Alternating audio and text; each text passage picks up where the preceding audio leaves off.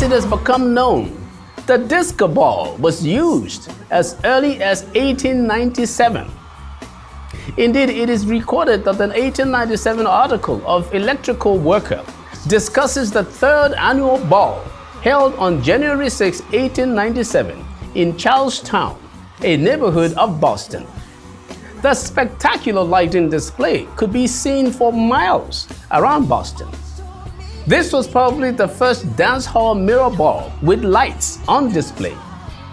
Now, disco music gained popularity during the mid-1970s to the early 1980s. It is a genre of dance music containing elements of funk, soul, pop, and salsa. Its early start is associated with the city of Philadelphia, starting among a type of counter subculture that included elements from the African American, Italian American, Latino, and even the gay and psychedelic communities. The disco may have been a type of reaction against rock music. Now, every disco was associated with lights. Indeed, without the ball and lights, it was not a disco.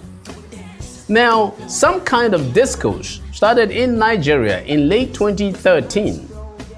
Most people wondered whether the disco ball and disco music had made a comeback.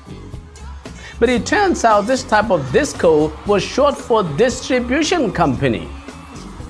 With the privatization of the Power Holding Company of Nigeria, PHCN, the discos were to come with light because they are the electricity distribution companies, and the Nigerian Electricity and Regulatory Commission is their regulator. However, these discos don't seem to have much light.